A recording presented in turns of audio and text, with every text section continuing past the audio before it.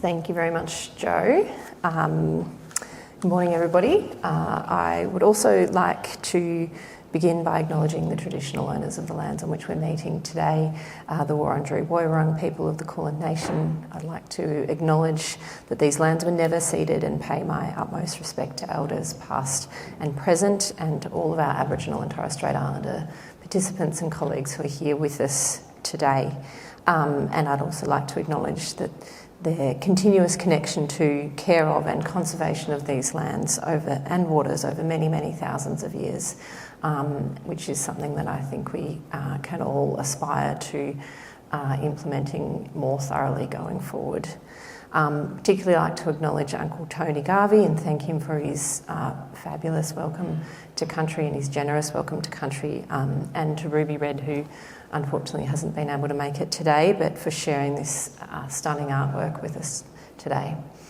I don't know about all of you, but in about 10 minutes, my watch is going to tell me to stand up. I suspect it won't recognise that I'm standing now. So noting we've got a little while before lunch and we are a touch ahead of time, I'm going to go off piste and say, everybody stand up for a second, have a little move around, get the blood moving in your legs, shake it off a little bit, and then we'll get moving.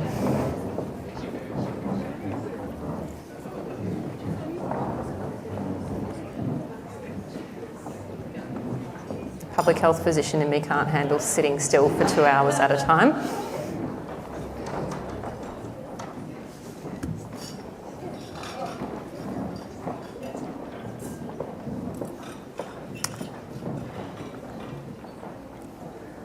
All right. The shuffling's slowing. I'll maybe ask you to start to make your way back to your seats, and we'll continue moving.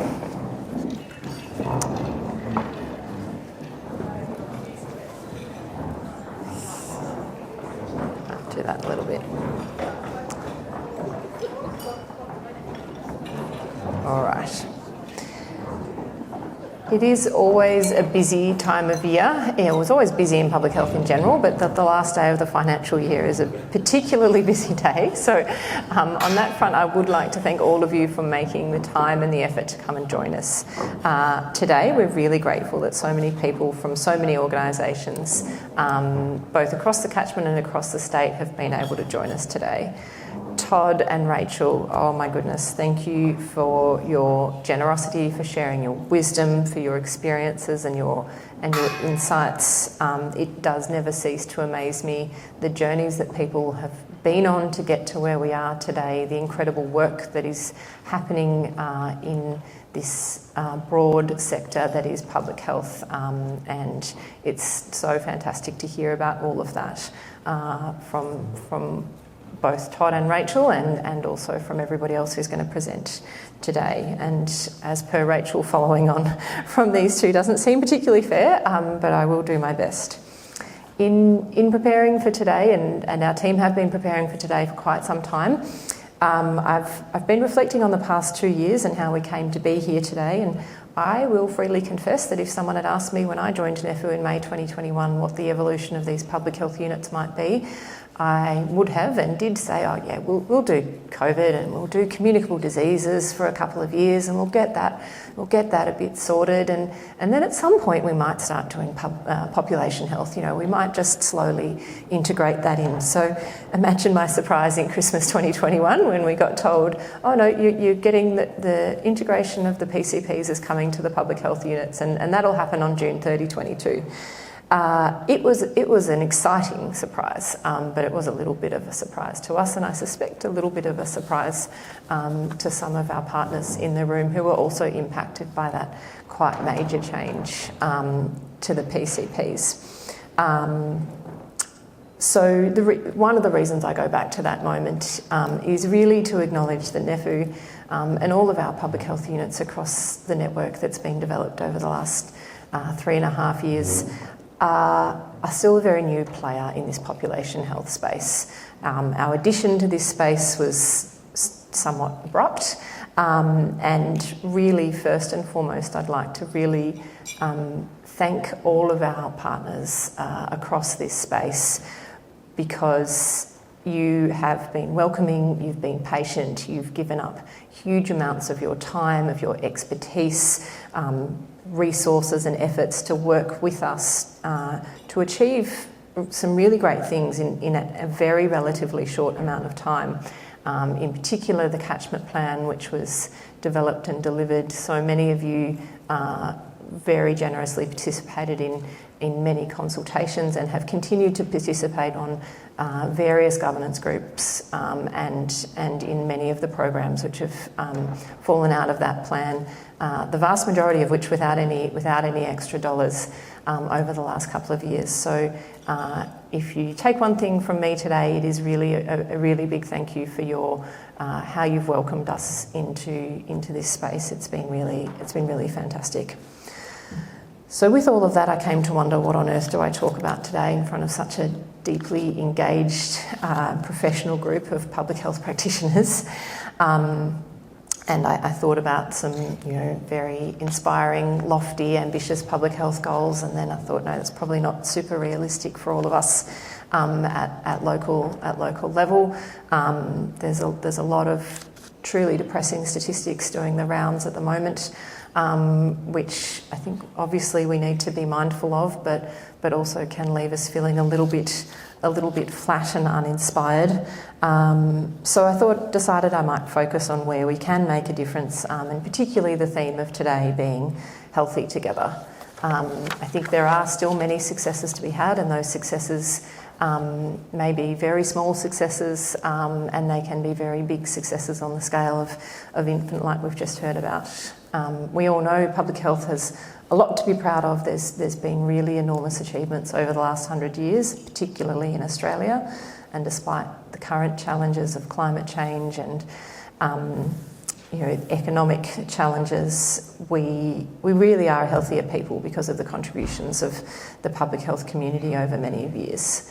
We're lucky that we've had many governments who've made brave, long-term policy decisions that have enabled these huge changes, and this policy is absolutely necessary. It's very highly appreciated, and it's really important that we celebrate that publicly, particularly, I think, to enable and encourage future governments to continue to make such brave long-term decisions that will be celebrated for many years to come. But there's also a myriad of other steps that we all take and that we need to take to make the most of these policies and to ensure they're implemented in an equitable way, in an intersectional way, in a way that maximises the benefits to all of our communities, and not just a subset of communities who have perhaps historically benefited more from some public policies than others. The doing of this work is really complex and it's really messy, and it must be reflective of all of our communities and reflective of the different needs of our communities. I think one of the other things in terms of healthy communities that we have a role to play at this local and regional levels where we're playing is in shaping those community expectations, setting the scene, setting the example such that equity and equality, to Todd's point, is not negotiable, that it's absolute expectation of our communities, and that we support those expectations of equity in the most fulsome way that we can. So the other part of today's theme is the together theme, and that's where we all come in together to make all of these things happening, but also to keep making it happening. And Rachel's mentioned that we have a lot of big, shiny, new, exciting things that happen, and our challenge behind the scenes really is to keep making it happen as those things become somewhat business as usual, as the headlines have passed. So what I'm going to briefly speak to finish off today is the together piece of our theme today. And the activity that NEPHU, a small section of the activities that NEPHU's been able really to participate in over the last couple of years, together with many others in this room and outside of this room. We feel really privileged that we particularly where we're positioned in that sort of regional space, we get to work with such a huge range of people, from teams at state level, peak bodies, Aboriginal community controlled organisations and health organisations, community health, local government, women's health, grassroots community organisations, public primary health networks, universities, you name it, many, many more. So the thing that I've been contemplating is that together actually means quite a few things to many people. I discovered it means formally quite a few things in the dictionary as well. The most obvious one to my mind was the traditional together, in partnership, hand in hand, co-designed, co-developed, co-led projects, programs, initiatives. In the breakout rooms today, you'll hear about a couple of those initiatives that have happened that we've been really lucky to be able to work with some of our partners on, particularly 3K&D, who are here, I think, somewhere over there. We've been able to work with the team at 3K&D and a range of other groups to develop some radio segments that provide culturally safe and appropriate information and advice to Aboriginal people across Victoria on health matters that are really important to them, and to answer the hard questions on some of those health issues. We've recently partnered under the Sexual and Reproductive Health Priority Area of the Catchment Plan with Sexual Health Victoria to offer some scholarship programs to health practitioners to really increase the uptake of medical abortion services in some particularly underserved areas of our catchment. I think this is a really excellent example of there's been some federal government policy that's really enabled that access to medical abortions, which has not historically been present. There's been some really excellent and persisting state government policy to really elevate the importance of women's and reproductive health across our health sector. And now we've been able, through a state peak body, to do some really local-based interventions to ensure that those policies are able to be maximised in particular areas where perhaps they're not being so at the moment. An added bonus, which was a really lovely thing as this was being discussed in our catchment plan, one of our catchment plan steering group, one of our steer co-members, Kent Burgess from your community health, piped up and said, "Oh, this sounds just like a program that we did in gender affirming healthcare. We learnt a few really important things about how to make sure that actually keeps going. So we'll give you the evaluation, and then you can put that in as part of your planning, so that some of the pitfalls we came up against in the longer term you don't." And I was like, "Oh, this is how it's supposed to work." That was a really exciting moment for me. In some of our earlier partnerships, we worked really closely with many of our community health organisations to deliver COVID vaccinations for quite some time, and then Mpox vaccinations in the first wave of that outbreak, and that was really quickly done but exciting partnership that we've now managed to extend, and now have the capacity to stand up emergency vaccination services if we need to in the event of another pandemic or localised outbreak of something.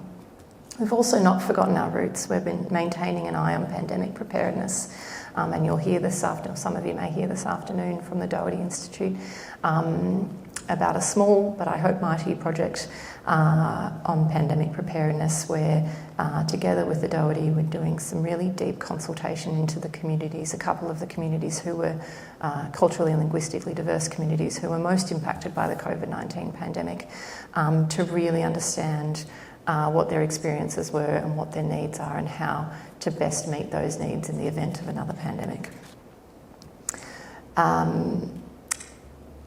Together can also just mean doing the same thing by different people at the same time, and Rachel's provided some amazing examples of that with Infant. It's now a really big statewide program, but it's been implemented by different groups in different ways that are particularly relevant to their communities, and you've heard about all of the different iterations of that are going on. We're really excited in the next 12 months to be working with some partners in the Darebin area to explore some of the barriers and enablers to implementation and participation in the infant program further, particularly with Aboriginal communities and culturally and linguistically diverse communities, because we know while we've got fantastic uptake. Most of our LGAs are on board in some way, shape or form. There's still pockets where it could be better and we can always look to improve. So the results of that work will be disseminated obviously much more broadly and help to inform sort of ongoing implementation of that program across our catchment and state. Another example of together simultaneously, but perhaps with different organisations participating in different ways, is that we've been lucky enough to be able to facilitate local partners' participation in consultations on important health issues. I know we've got colleagues here from the Cancer Council. Jane Martin and her team were really generous and used their extensive expertise to provide some clear evidence-based options for both ourselves and partners in the catchment to use if they so desired, to participate into a national consultation on advertising in the food industry. We were able to then use our local contacts to disseminate that information, and partners could decide which of those options that they wanted to utilise, and know that there was a really clear and robust set of evidence behind any recommendations that their organisation decided to put forward to that consultation, which I really hope maximised sort of the collective input of public health to a really important national public health piece. How am I going for time, Mel? Good? Okay. The final version of Together that I came across in the dictionary, which is probably my favourite to be honest, is the more modern slang version of Together. A together person, a well-organised person, a confident person, often used in the context of having one's you-know-what together. This is perhaps the one that I aspire to the most, organisationally particularly, obviously personally, but particularly for NEPHU as a new player in the population health space. I hope that NEPHU really is able to contribute to the broader system being together, being organised, being confident, with the right people doing the right work, with the right communities, for the right communities at the right time.